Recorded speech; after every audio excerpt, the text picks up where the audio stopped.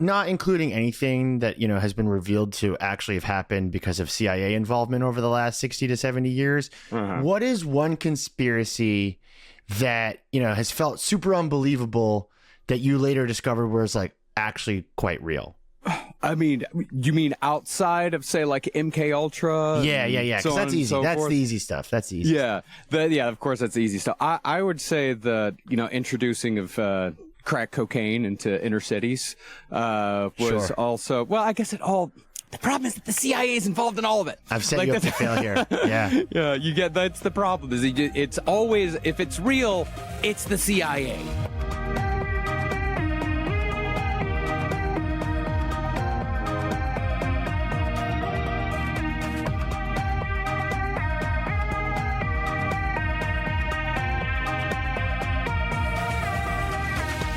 As far as conspiracy theories go, I think the biggest one was finding out that it was probably JFK's Secret Service agent who accidentally shot him in the back of the head. I have not heard that before. Oh, I believe it 1,000%. That is interesting. That it was in that JFK's assassination was just the world's worst workplace accident. So I have a recent one that I think I believe, which is that Elon Musk's black eye was not from his son X, but actually from Stephen Miller, because he's trying to do like a weird IVF breeding thing with Stephen Miller's wife. All right, I'll buy it. Because Stephen Miller's left-handed. I don't know if X is left-handed. So, and that didn't look like the punch of a child either. Although Stephen Miller has little hands, so maybe. Anyways, the reason I bring this up is because sometimes two things can be true, right? We can have lots of insane moral panics, and then we can discover years later that they were real. And then sometimes we also will never find out what happened. Like, we still don't know why all those clowns showed up in 2016. No idea. That was one of my favorite mysteries, though. And we debated about that endlessly. It's very confusing, and these things come around all the time. But generally speaking, my rule is that if there is a conspiracy, a group of people with some kind of plot or scheme that's organized, instead of just like random people on the internet being annoying, then it's probably not true. Because if it was true, like, this is why I'm not really a 9/11 truther, because someone's gonna tattle. Someone's going to leak. I tend to believe that stupidity is actually the true conspiracy of almost everything. That's one of the guiding principles of last podcast is never confuse incompetence for malice. Exactly. This is why you're the perfect guest for today. An example from our show we've covered before is the Momo challenge, which was like some sort of like evil internet demon that was terrorizing children and making people commit suicide. But it actually turned out to just be like a bunch of like really like misreported police reports around the world that didn't go anywhere. Right. Mm-hmm. With all those fake or half true stories, I think both you and I kind of assume when parents are freaking out, the story is likely bullshit. But the more the internet has evolved, the lines have become blurrier. For instance, our last episode on Slender Man explored this exact idea. A fake thing creates a real thing, which creates a kind of half fake, half real moral panic. And now, in our even more flattened world, we have a true conspiracy that really does sound fake, but is actually a real threat. With me? Still with me? Hey, just a heads up. This is one of our more gnarly episodes. We're going to be talking about some pretty intense themes. If that's something that you don't feel like you're into today, you can always skip it and come back. But today's episode is a little more intense than usual. My name is Ryan Broderick, and joining me is our producer, Grant Irving, who has put here in my script that today, especially, I am not supposed to make jokes that I've locked him in some kind of cage, because we're going to be talking about torture. And I guess I'm not allowed to torture my producer because of woke. This is Panic World, a show about how the internet warps our minds, our culture, and eventually reality. And today we're talking about 764, the comm-network, a coalition that is gamifying, committing crimes and abuse. And joining me, an expert of dark shit, an expert on the blurred lines of real and fiction, Marcus Parks from Last Pod on the Left. Welcome to the show. How are you doing? I'm doing great. Thank you so much for having me. I'm a big fan of the show. Have you heard anything about 764 before? I have not heard anything about this. Okay. This is entirely new to me. It's like, because for me, I usually go back into the past, to find out, to discover the conspiracies that we've already been through. Like, modern stuff is usually beyond me because I have such a difficult time actually understanding all of the ins and outs of it. What happened? Well, that's actually perfect, because this does have tendrils that go into the past. We're going to be sort of referencing a lot of, I think, things that will be familiar to listeners of both of our shows. But let me give you kind of an example of the discourse around 764. Okay, so this is from a local news report, ABC 7 in San Francisco. This mother and daughter don't want you to see their faces, to know their names or where they live. They are just breaking free from the terror that is 764. She explains how predators are scanning online games like Minecraft and Roblox for young girls. Did you notice any sort of like hallmarks of a mass panic? You know, a sort of like, you know, like parents are talking to the local news. Like it feels very typical, right? It does. One of my favorite periods of history to study, and one of the things that I find the most fascinating, like one of the most fascinating chapters in American history, is the Satanic Panic. And this does have shades of, you know, you have to shield your children from these horrible things. There's this unknown thing that you don't know anything about. Right. My big thing is also always like local news affiliates. Yeah. So whenever I hear about like a local news station that finds like a parent that's like warning other parents, I'm like, okay, sure. Yeah. So immediate reaction to something like this is probably that it's not real or that's overstated, but that is not the case. I wish that was the case. That is not the case. We are now in an era where real terror feels like somebody parroting fake terror. Okay. Broadly, what we're talking about and what this piece is talking about is COM or COM. And it refers to an organized group that hang out on places like Discord and Telegram. And they really got their start around 2021. And they are effectively nihilists that have turned nihilism into like an ARG, like a game you can play online. Sure. And they level up by doing taboo behavior or committing really horrible acts online or in real life. Grant spoke to the public safety expert for the Canadian government, Marc-Andre Argentino, and we'll be quoting from his blog From the Depths quite a bit on today's episode. And here's how Andre describes it. Basically, I separate the comm-network into the pillars of criminality. So cyber criminality is one. The last part of the comm-network is offline comm, or what they call IRL. This is everything from graffitis, like we saw in Winnipeg, all the way to things like planning a terrorist act, like we saw recently with the arrest in Edmonton, all the way up to things like bioterrorism, as we had with Commander Butcher in New York. It's a loosely connected group of evil, so to say that they all believe one thing wouldn't be fair. But here's a statement from the quote-unquote leader of 764, which is the most important group in this larger network. Okay. The goal of 764 is the purification of all living things through endless attacks. Evil has no limits. Uppercase, by the way. We won't stop until our goal is completed and all life forms are eliminated. Only 764 will remain. For us to achieve such ambition, the cult must share a single-minded passion for death and conquest. For him, there exists only one pleasure, one reward, one satisfaction, a successful hunt.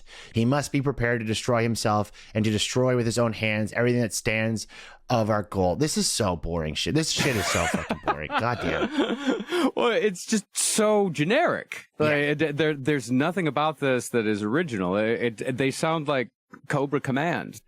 Yeah, it's like that thing where if like you leave men alone online long enough, they all start talking like Sephiroth from Final Fantasy VII. Yeah, it sounds exactly like that. If they're nihilists, it's not going to fucking mean anything. I guess that is sort of the point. But I don't know how you build something around that. Yeah, I don't want to go down like the Big Lebowski route of like, what is a nihilist? Like, how do you actually actively be one? But you know, this can be exceptionally dumb and cartoon villain-esque and still be harmful. I mean, it happens all the time now. I'm going to read you a bit more from Argentino's blog here. So he wrote, within 764's private inner circle, the defendants hammered home the principle that violence, sexual, psychological, and physical, is both entertainment and ideological labor, and they rank them based on how transgressive they are. Okay. I'm sure most people did a similar thing in college. You know, it's like we all go through that phase. But this is one quote of a 764 message that Argentino had access to. So the quote reads, "We're not anti-extortion. It does in a way promote harm and teaches cringy e-girls lessons." So like, obviously it should be no surprise to anyone listening that this is also very gendered. Well, yeah, of course it is.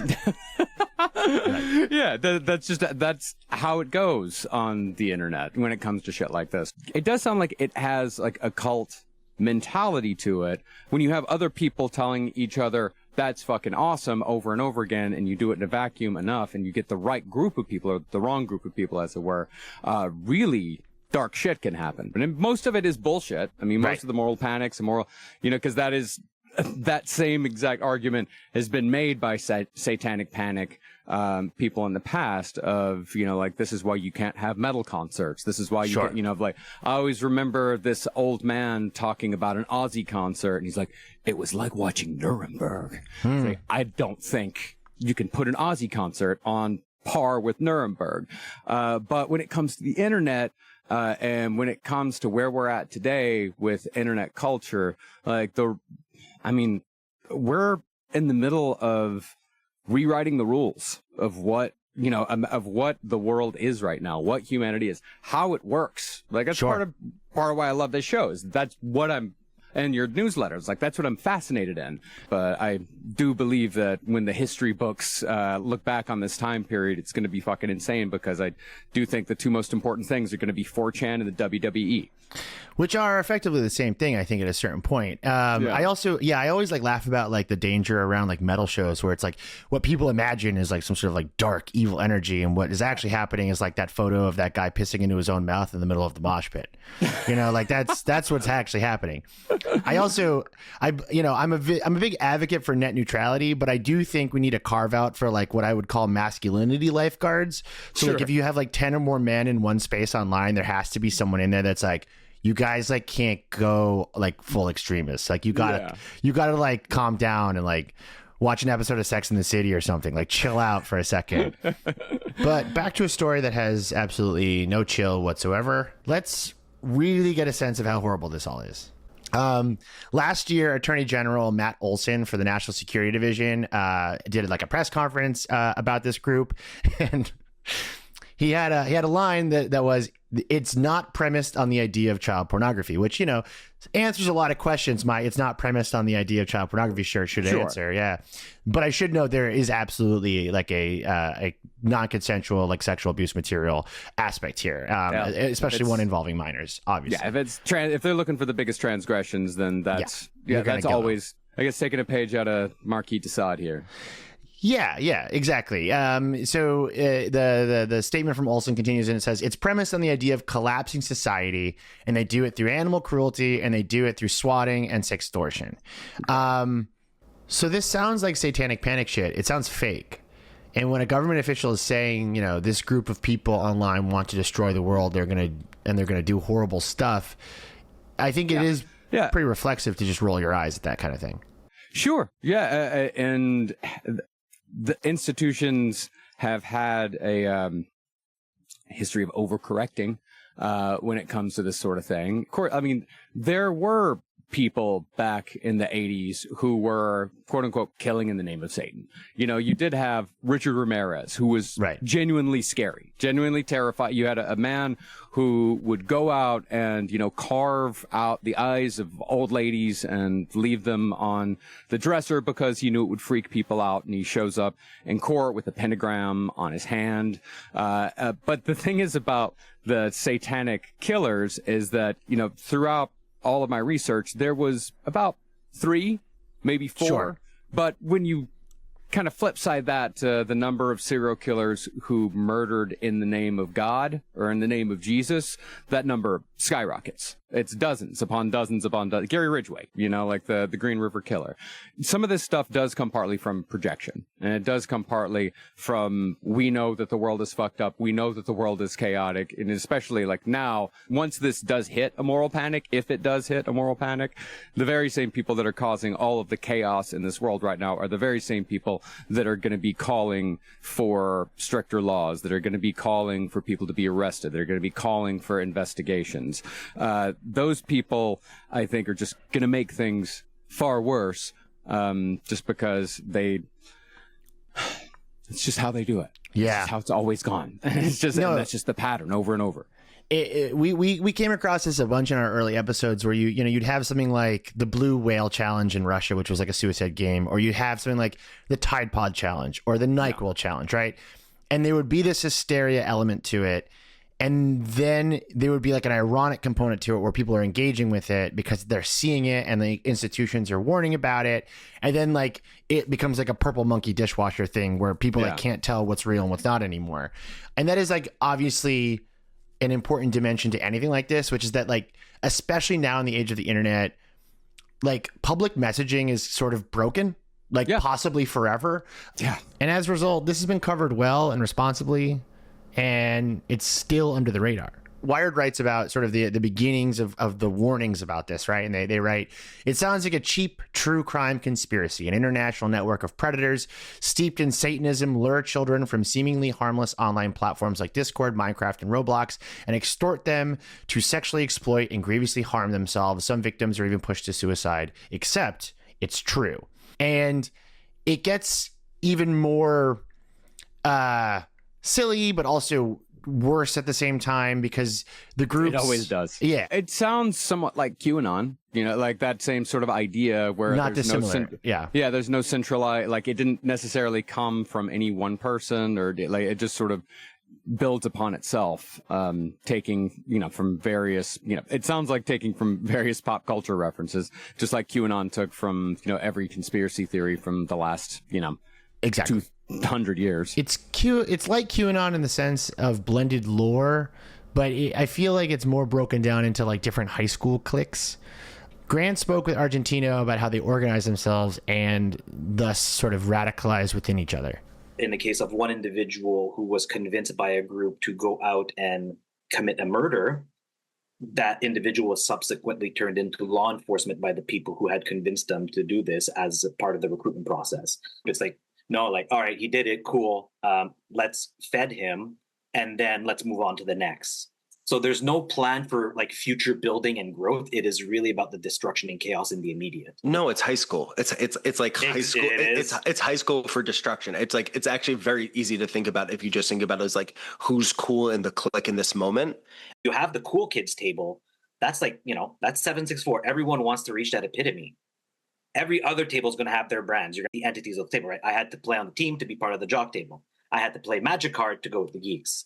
In the comm-network, you need to commit a criminal act that represents the pillars of criminality to sit at that table. So if you are at a table that is into offline content, well, you need to slash tires, do a graffiti, commit arson, whatever, right? If you're into an extortion community, you got to get someone to self-harm, share explicit images, you know, manipulate them to do something. That is how you get in. So it is like high school in that sense where you have to participate to gain access. So as soon as you're in these spaces, you have already crossed the threshold into criminal behavior. As you mentioned, 764 is the most notorious group in this network. People strive to join it. They want into that one. And I think once you understand the high school aspect of all of this, it starts to really make sense. And it's easier to understand that this is real and get how it functions. And Argentino has documented how it all actually works. Okay.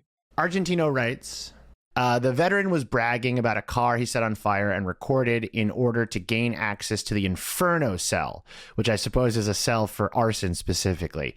Sure. He was informed by the cell owners that firebombing should be posted in the IRL cell, not the... I love that, like, even in the most like, extreme situations, it all comes down to mod drama. It's always mod. It's like, this is the wrong subreddit. You didn't follow the subreddit's rules. Yeah. That's incredible. And then he was told that it should be sent to the KNR server, which is dedicated to offline criminal activities, and like X for hire, like murder for hire, firebombing for hire services. Yeah. But what's interesting about that to me is that for me, you know, like when it comes to conspiracies and when it comes to stuff like this, it's always the most human answer. That usually turns out to be the right one. And something like that, mod drama, like human shit, it gives it a little more credence. You know, it really does. Like when you see people interacting the way that humans actually interact, that's why the Satanic Panic was always such obvious bullshit, because the people, like, the old books like Michelle Remembers, where people, or the McMartin preschool trial, these kids would come out and, tell these, wild, fabulous stories about how I got flushed down the toilet into another basement, and, I went on an airplane and they had me back by, the time my parents were there to pick me up from the daycare at 4 p.m. Like, none of that nobody in those stories actually acts like a person. Mm-hmm. Or, the stand-up comedian Mike Warnke, who told everyone that, he was a satanic priest and then became a mulleted comedian who went back and forth between talking about his time as a satanic priest, sacrificing people and telling, Gallagher stand-up bits about, when does yogurt go bad and shit like that. If it's human, then that makes me believe in it a little bit more. And this sounds very human. Yes. So everything you know now about 764 and the comm-network, who do you think is like the target demo for people in this? Like, what kinds of people do you think are in this? I would say white guys in their late teens, early 20s. So it seems to skew even younger. And to give you a sense of how this all started, we have an example of kind of like the original case that tipped off law enforcement into the existence of this. So this is from Wired again. And it says, God, these guys are so lame. Username Gore Butcher. Allegedly is Angel Louise Almeida, a high school dropout from Ocala, Florida, with a violent past and a long rap sheet. In the fall of 2021, the feds allege Almeida posted images on Instagram of himself posing with a handgun and a photo of himself in front of a Nazi flag and a computer screen reading, "I'm addicted to hardcore child pornography," while wearing a shirt emblazoned with Kitty Fiddler. And do you want to guess like what the ATF found when they raided his apartment? Do you have? I would get guns. A lot of guns. Yeah. A skull mask balaclava. Super cool. And 4 electronic devices. Investigators say his devices held hundreds of thousands of digital files, including reams of child sexual abuse material and communications with the other members of 764. And this is like the first time the FBI gets a sense of what's going on here. And they do classify it as a child abuse network. So take me through this. Like, okay, why was this guy so open? If he was so incredibly, guilty of so many things, like, why was he so incredibly open about it? Good question. So in some ways, this group is sophisticated in how they operate. But as individuals, they're young and, unwell and online.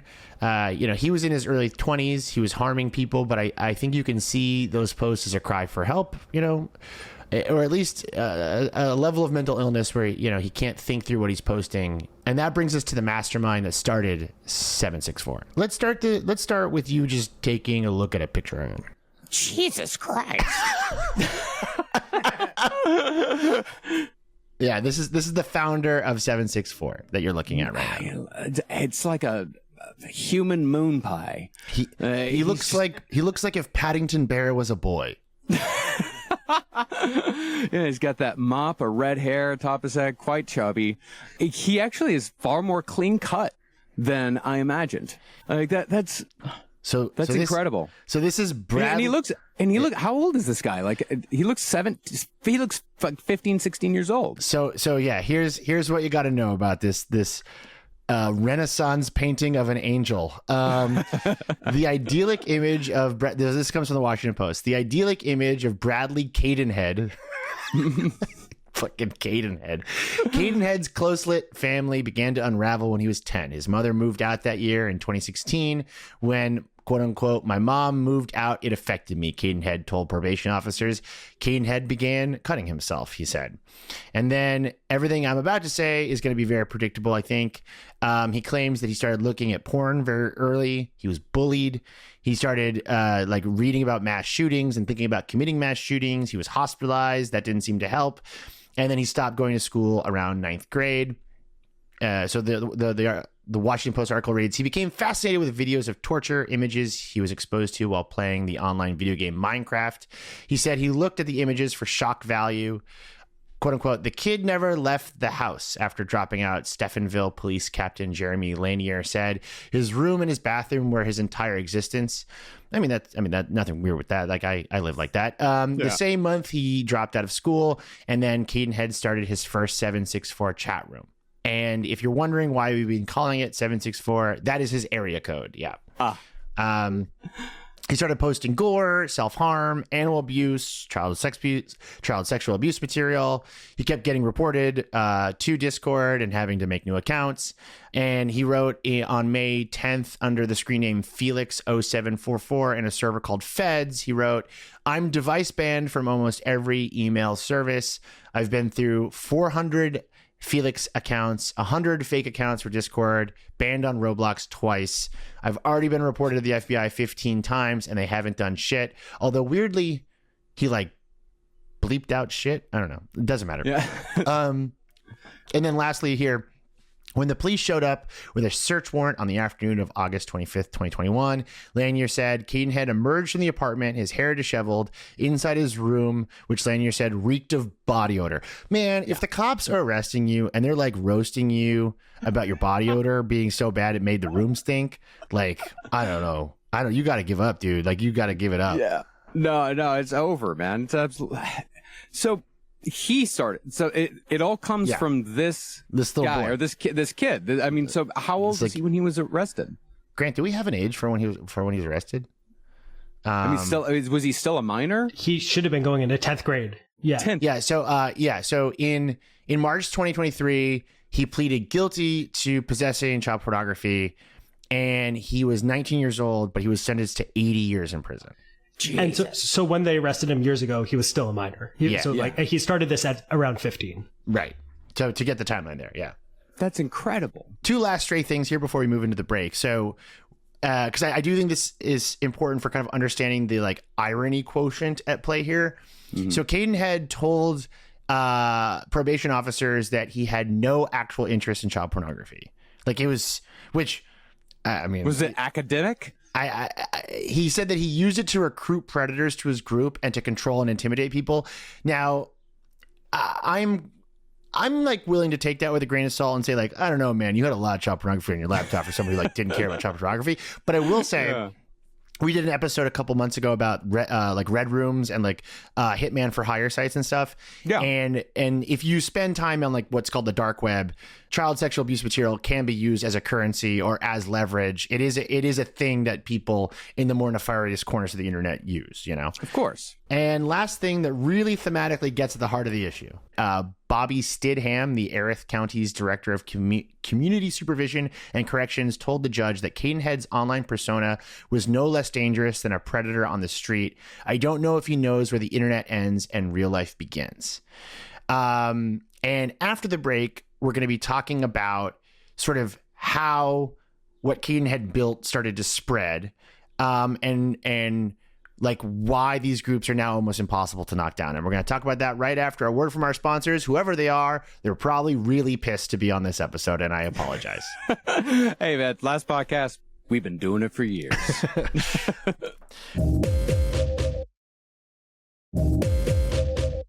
What is Roblox?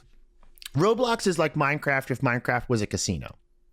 Okay. All right. It's to put it more clearly, it's basically it's almost identical to Minecraft in terms of its mechanics. It's like a sandbox game you play like Minecraft, but you can build games inside of it more easily than Minecraft. Okay. And so there are a lot of problems with it, like in terms of what it's allowing children to do on there, and there's all kinds of safety issues with it. And there is an app store that exists inside of Minecraft that kids can develop games for. Right. So it's a lot more monetized, basically. So, okay, one of the things I would like to know, maybe this can help me understand like how these connections are made. Like when I played Minecraft, like I never go online. I despise online gaming. I can't so you're not grooming children on Minecraft. Okay. No, I just wanted to make sure. I just want to make sure. Yeah. Cool. No, I appreciate it. Not everyone who listens knows who I am. So yeah, I'm glad. I want to be really clear. Like, you want everyone to know. I can't stand like online gaming or interacting with other people in that way. Like for me, like gaming is a very like solitary experience. So when it comes to like Minecraft or Roblox, like how do people connect? And how do these conversations start? Like how do you get from, hey, how are you, to, you know, do you want to kill a cat?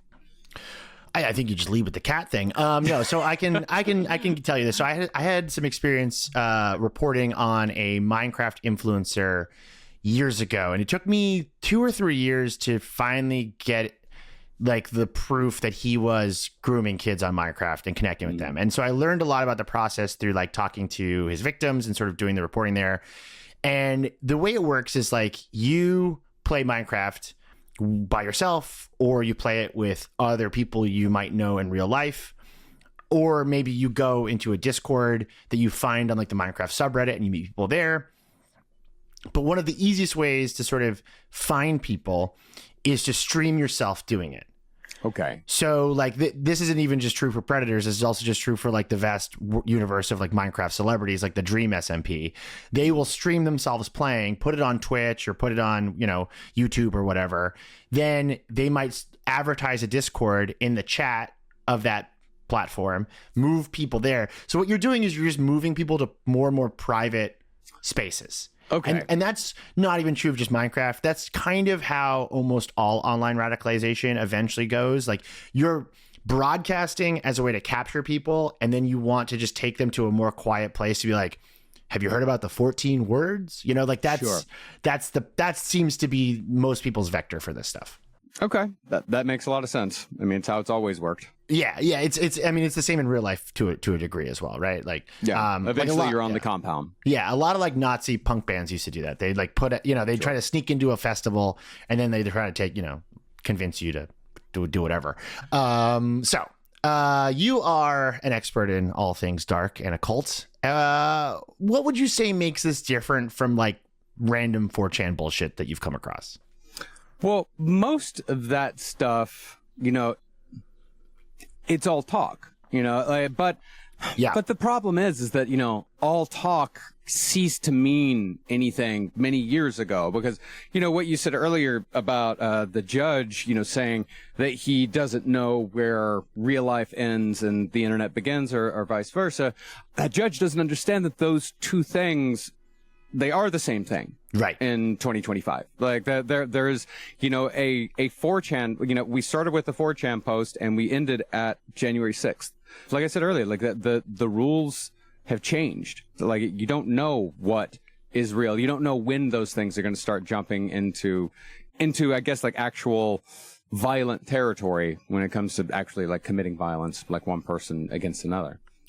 Yeah, I think that's exactly right. And what the internet has, I think, changed. Maybe. I actually am not sure. Maybe you do know this better than I do.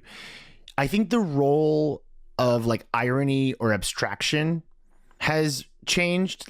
Maybe. Like the internet is such an easier place to create like a context-free environment.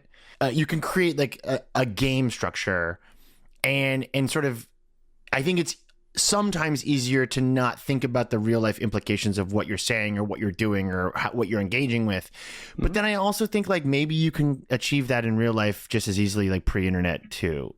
Oh yeah, cults can do it. Political leaders can do it. You know, it's, you know, I think the internet makes dehumanization a lot easier. You know, it's one of the first times in history where it feels like, you know, we can do it to ourselves. You know, where we can convince ourselves to dehumanize another human being and to dehumanize other people, just for our own purposes, without somebody telling us to do it, without someone leading us into it. I think the internet gives us a lot of opportunities to do so. And I think once people start figuring out, oh, this makes me feel better about myself, then the feedback loop begins. And it's also directly related to the dopamine rush of the internet and the diminishing returns, which, you know, that also relates back to so many, like you see with, you know, serial killers.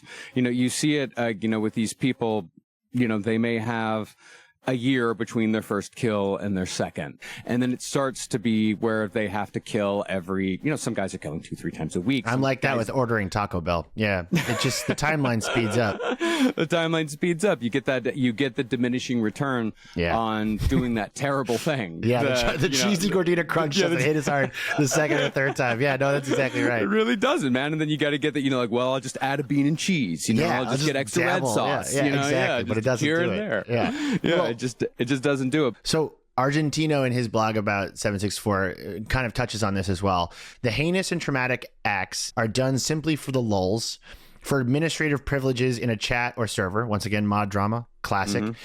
For a special title or tag next to their username to be put on a roster from one of the comm groups, or for access and entry into the most private and closed networks of these communities. These rewards sought by these miners are ephemeral, as titles can be removed or lost by an admin who thinks their content is lacking, or if they become victim or get quote unquote cucked. And what I think is really fascinating How did I know cucked was going to come up at some point in this? Yeah, I mean, once we let Grant out of the cuck chair to ask a couple questions later, he can talk all about that.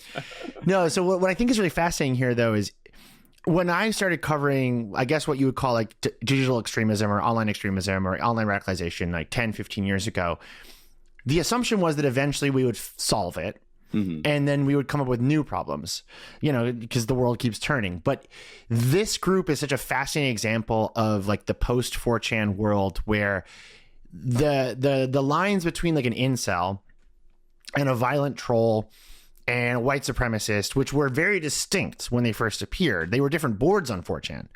The guys on Pol and the guys on R9 or R9K or whatever, they were different people.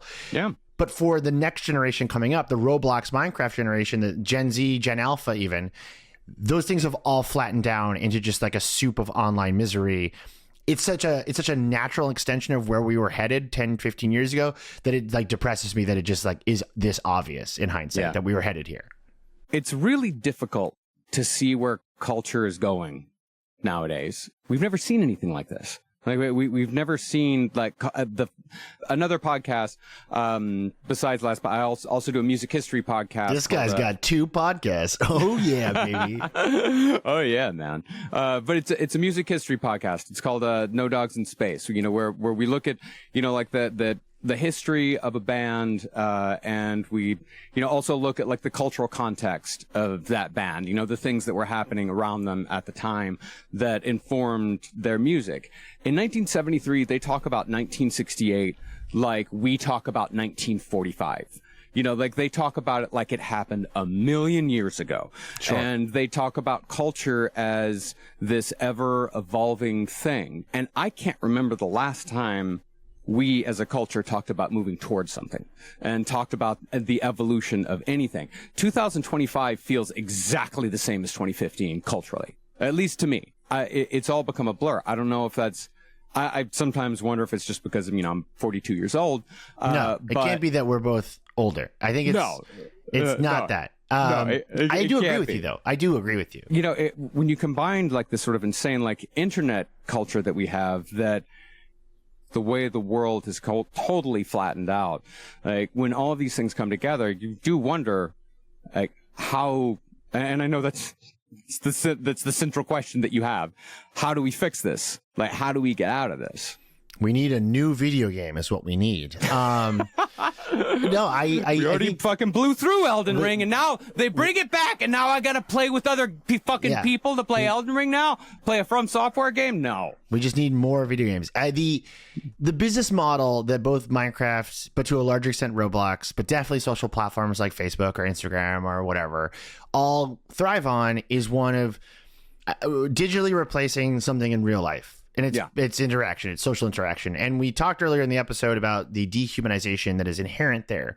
And I don't want to sound like, an old crank that's like, the internet makes you a bad person. And we have plenty of episodes on For Panic World about how like actually the internet also allows you to be kind of anything you want to be. And that's especially important if like real life is tough for you, yada, yada, yada. Everyone knows the deal.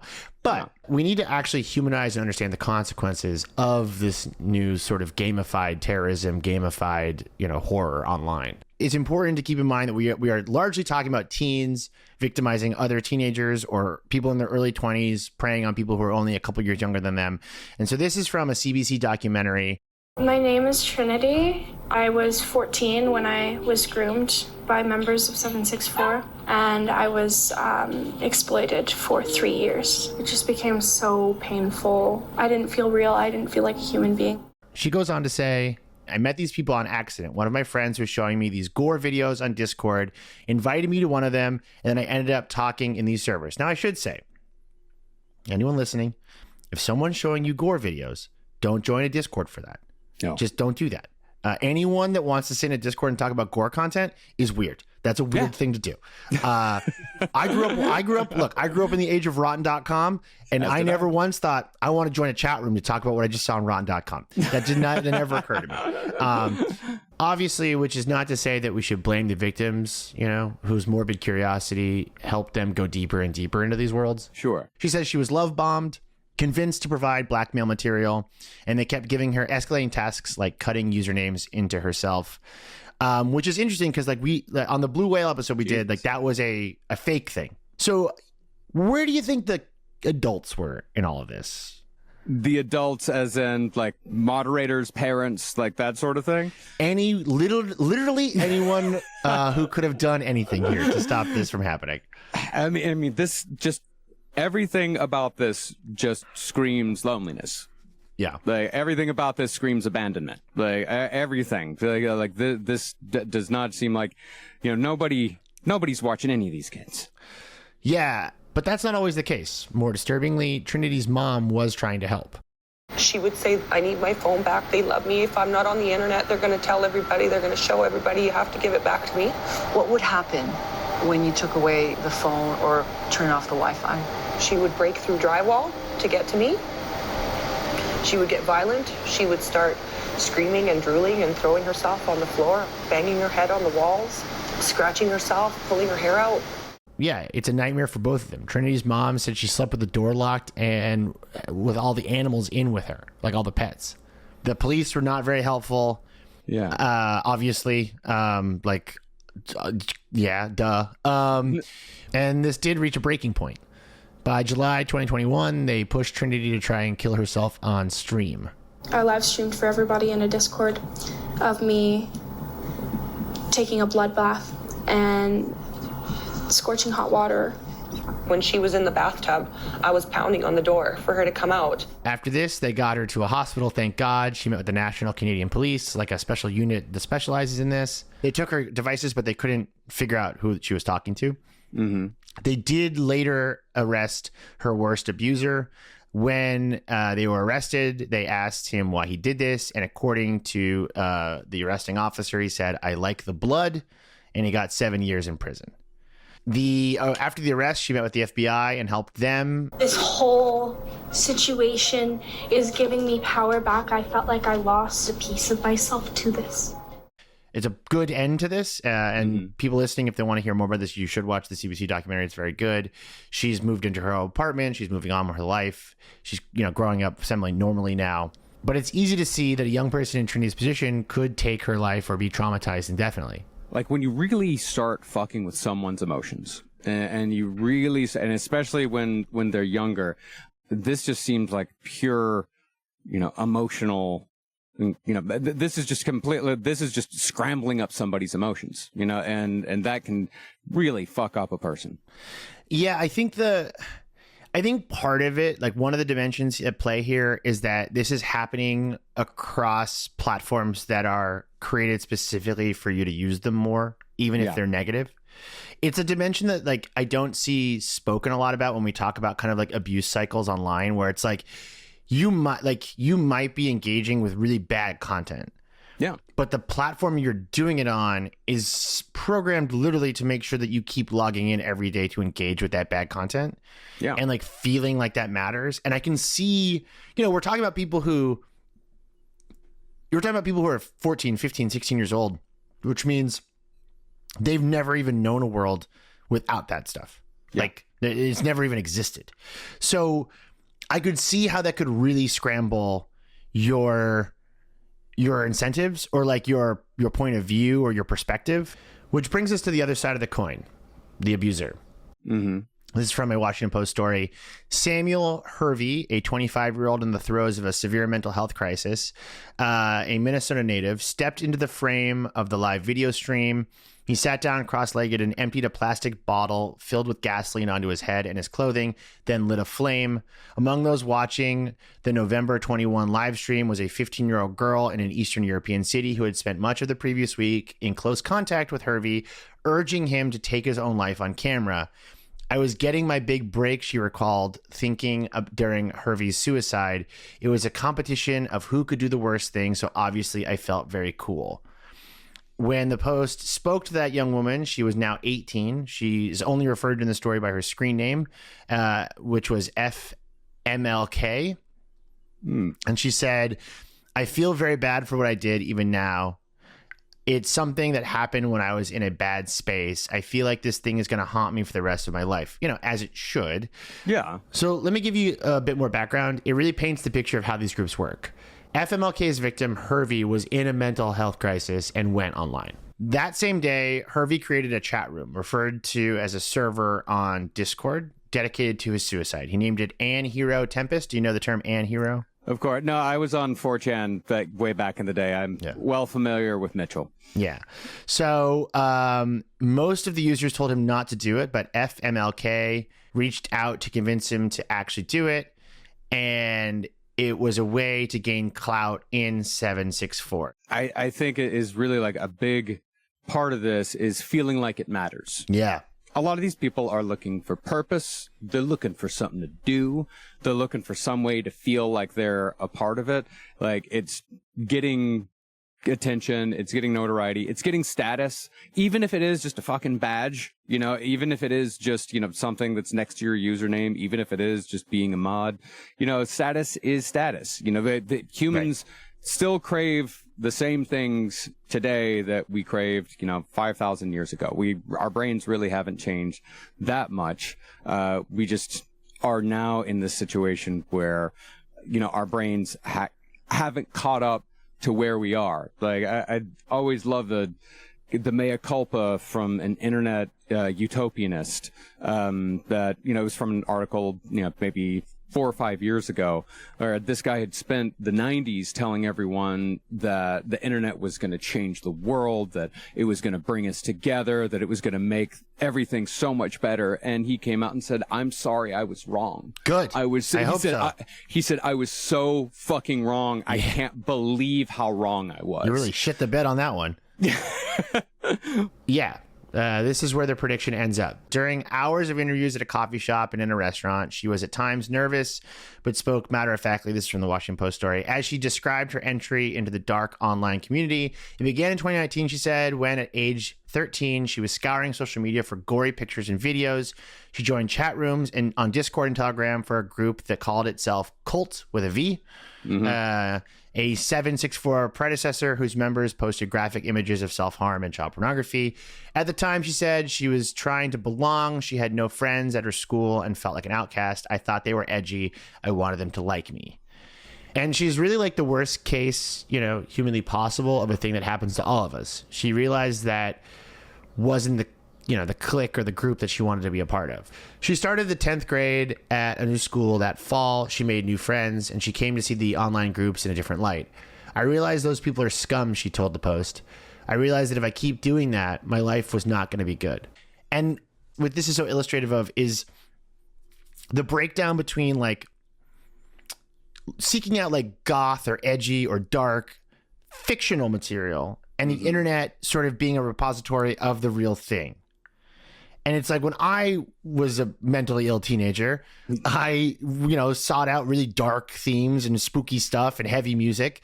Sure. And it was all fictionalized. And, I would come across gore content and be like, no, thanks. It wasn't super easy to access. But now, after so many years of building up like this massive, massive collection of content across all these platforms, like you can just go find that stuff. And I do think the lines are blurred for a lot of people entering that world as young people now.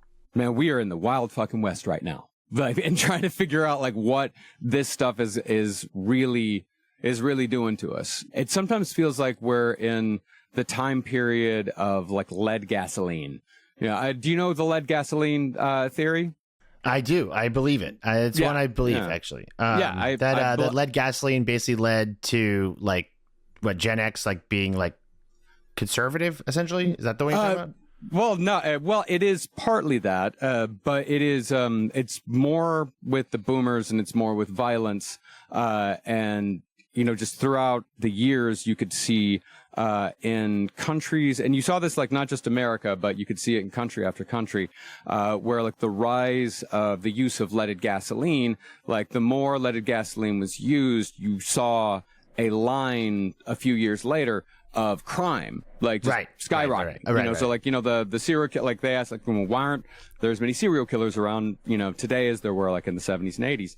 Because in the 70s and 80s, that's one of the theories, the reason why they were so violent, the 70s, 80s, and 90s, is because of the exposure to leaded gasoline. And you see it in countries across the world. Once they ban leaded gasoline, you see their crime rates start to dip a few years later. And I think social media is going to be the leaded gasoline of the 21st century. But I think you and I are fine. No, I think we're fine. Oh, dude, no. I think we're the only two people that it hasn't impacted. I think we're fine. Yeah, man, I'm perfect. I'm fucking... Not Grant, though. Grant's a real sicko. And we're going to talk about some other sickos, the 764 group, and what they've been up to right after a break from some very upset advertisers. So, just a quick run through of some other acts of terror that have been committed by 764 and comm groups. So, in March of 2022, a member attacked an 82-year-old man. 2 weeks later, he killed an elderly woman. In 2024, a Swedish user with the name Slain764 stabbed 8 people and recorded it. In December 2024, a 15-year-old opened fire at the Abundant Life Christian School in Madison, killing a student and a teacher before killing himself. There's, all kinds of stories about extorting and then kidnapping minors, foiled terrorist plots, tons and tons and tons of child sexual abuse material, swattings. And then one last one here from Wired.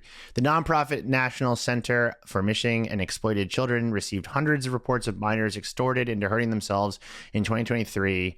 There was a sharp rise over the previous years where they only ever saw a handful of these cases. In these online groups, some of the most egregious online incitement reports that we're seeing in terms of what these children are being coerced to do. Just to sort of give you a last little picture of where we are at the moment. This is from Argentino again. The U.S. Department of Justice accused Prasan Napal Trippy, as he was known, a 20-year-old from High Point, North Carolina, and Leonidas Veragianis, or someone who goes by War. I would go with the cooler name, which is your name in that case, by the way. His name is Leonidas. Okay, anyways.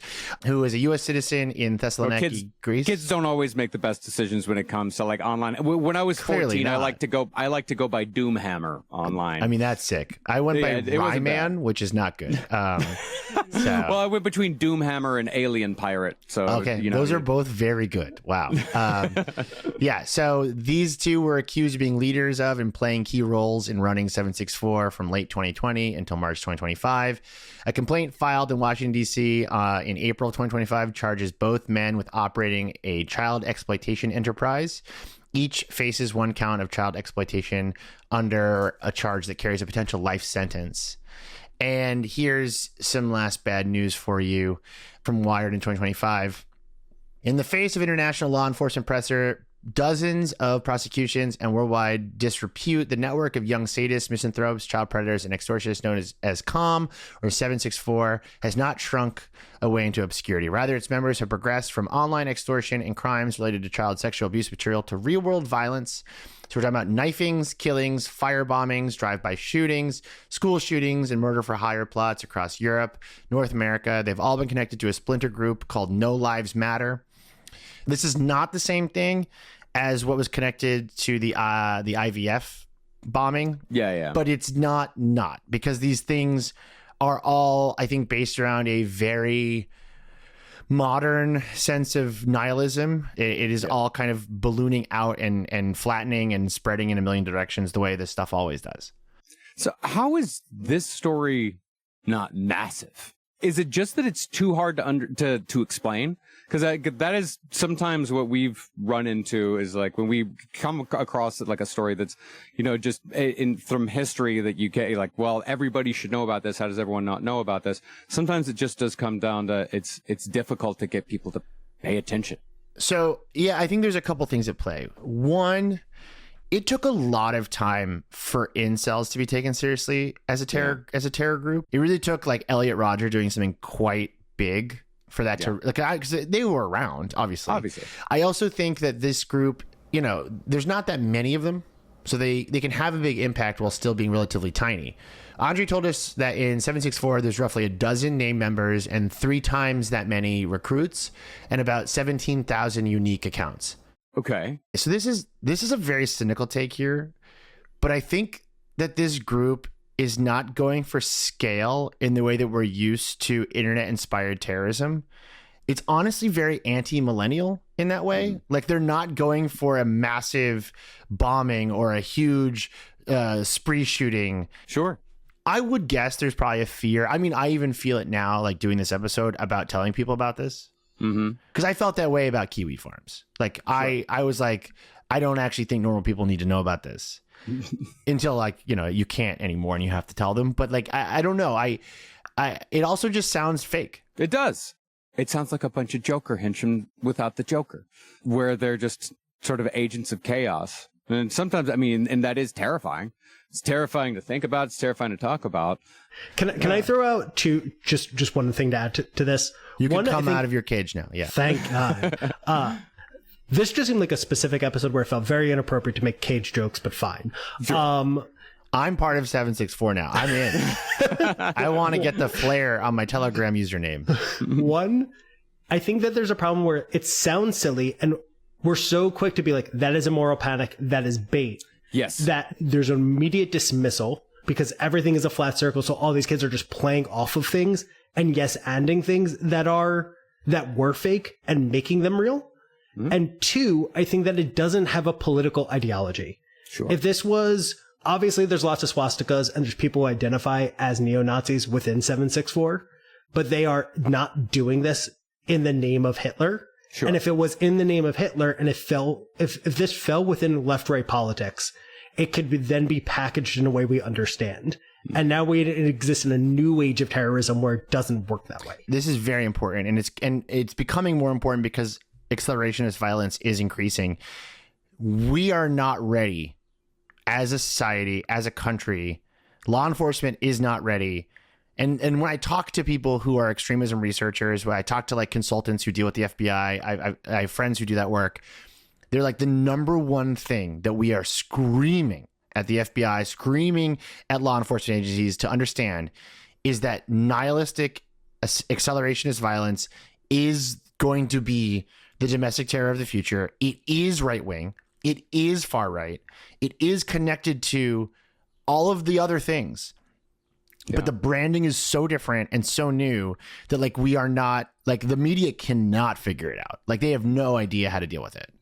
You know what it feels like in the 80s, anytime they showed a punk as a criminal and he was always laughing in that really high register while, like, he's exactly, like beating up an old lady or blowing up a gas station, like RoboCop 2. Yes.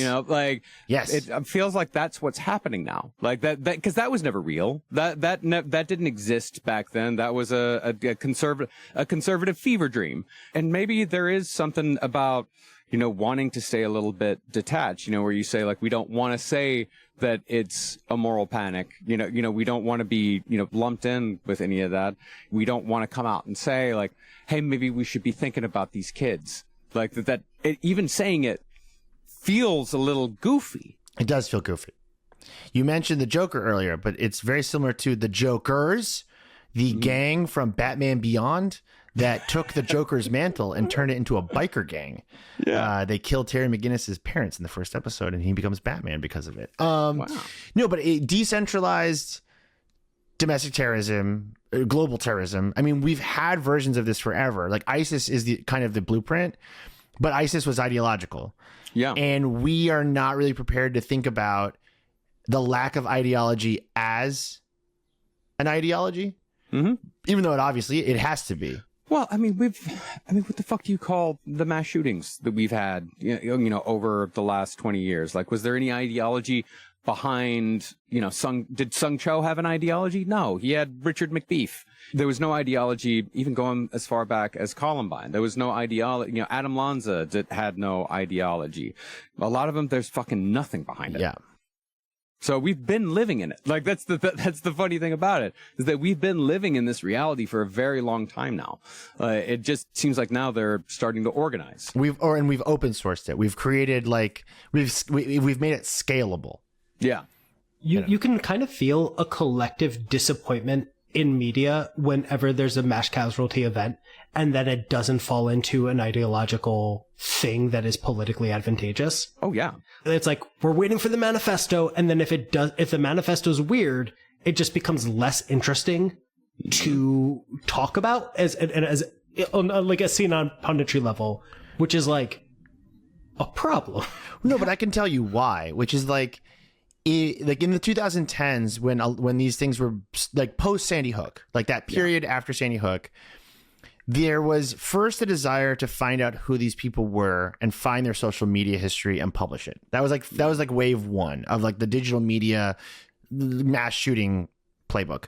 Yeah, let's watch every YouTube video that Elliot Rodger ever made and, analyze it. And then there was wave two, which was find out why they did it, which is not easy to do. But quickly, a lot of newsrooms, ones I worked in, ones my friends worked in, editors in those newsrooms figured out that if you could say, well, Facebook was connected in some way, like the Christchurch shooter, he live streamed on Facebook. Yeah. Well, that doesn't become one story. That becomes a series of stories of like, we've asked Facebook for comment. How did Facebook allow this to happen? Mm-hmm. It's good for business, but it also, I don't want to be super cynical about it, but it does tie into a larger fascination with these things and a desire for answers. And so in the case of 764, to bring it back around, if the answer is these kids don't believe in anything because they were born at the end of the world as far as they're concerned, and they're just tormenting each other until they all die, like that's not satisfying for anybody. No. That's really... Thanks for listening, guys. Have a great day. It's just it's not satisfying. When you start asking why, you say, as far as they're concerned, it is the end of the world. And I, find myself, caught in that hole quite a bit as well. It's, if you have to start asking the questions of like, well, why do they think it's the end of the world? Right. That introduces a lot of questions that a lot of the media's sponsors don't like to answer. Yeah. How are you feeling? You seem... Did we bum you out? Did we bum you out? You're all right? Oh, absolutely not. No. This is my job. Okay. All right. This has been my job for a really long time. No, just making sure we have similar brain damage. No, good. We failed, Ryan. We didn't break him. It's our first guest in so long. Actually, no, I will say you are the first guest we've had in a long time that hasn't ended our episode just gray and like absolutely stricken with anxiety. So yeah, this is good. This feels good. Oh, no, it confirms quite a bit that I've been thinking anyway, and it kind of puts into perspective, actually it helps me to understand the mass shooter epidemic of the last 20 years quite a bit better. And, I when I understand something, it makes me feel better. And I that's part of why we started the whole thing of last podcast is like, I wanted to understand this stuff, even if the answer is disturbing, at least it's not, just in a black hole of nothingness. Well, that is where I wanted to end this, because I do think with all this stuff, the answer is almost always 100%. Like I would say, like 99% of the time, the answer is like you have to sort of engage with this stuff earnestly and thoughtfully, and not like these kids are obviously reacting to stuff around them that's telling them that like life does not matter, right? Obviously, and the simplest answer here, the most effective answer, which is also unfortunately the cringiest and the most embarrassing, is you just have to say, well, no, it does. Like a lot of what we've talked about this episode is just a reflection of like kind of how, I don't know, I feel like we screwed up by like letting this meme of like it's the end of the world become so pervasive that like 16 and 17-year-olds are acting like it is and treating it like that way. And I just think that, like, you know, if anyone's listening to this feeling like really distraught, instead of joining some sort of nihilist Discord page, just I don't know, like get yourself like a little treat, you know. watch a TV show or something, have a little treat or something, but like remind yourself that like life is worth living. I mean, because that is what this is people who just got sucked into this mindset that it's very hard to pull out of. We are at this moment, at this inflection point, and I don't know which way we're going to go. I don't know which way we're going to turn, but you know, things will get better eventually. That's right. You know, whether it be 10 years from now, 5 years from now, it might even be 100 years from now. Even if I've got to go on Minecraft and figure out how that works to help, I'll do it. If I have to do it, I don't want. But there's always mods hope. Seems like a good place to start. More mods seems probably like a more mods. More mods. I don't know if. I mean, that's the thing. That is eventually going to be where everyone's job is just going to be to make sure that everyone else isn't being awful. Right. And we're just internet lifeguards. As I said, we got to get masculinity lifeguards. This is a silly question I ask you. I asked this to all our guests, but it's silly for you. If people want to follow you on the internet, where can they do that? No, you can, if you enjoy, you know, history, if you enjoy dark shit, if you enjoy, you know, like true crime, like true crime used to be our bread and butter, but these days we're, you know, moving a little bit more towards like history stuff. We're in the middle of, on Last Podcast on the Left, a whole series on the assassination of Abraham Lincoln. Cool. And it's, my God, the parallels between today and 1860. John Wilkes Booth's Discord channel was out of control. Yeah, I've heard that. Yeah, man. It's just the parallels, the way people talk about stuff, and you know the divides in our country today. Like it's another one of those things that just shows you, you know, we're just, you know, history's just rhyming constantly. So if you like that, you know, I also do another podcast called No Dogs in Space, where we go through music history, and you know, we did a whole season on punk. We did a season on the Beastie Boys, where we went through, you know, the history of hip hop and how it, you know, conflated with, you know, the history of punk, Velvet Underground, all kinds of great shit over there. If you want to check it out, go check out the podcast. Thank you so much for doing this. This was a blast. Hey, thank you so much for having me. Great. Thank you.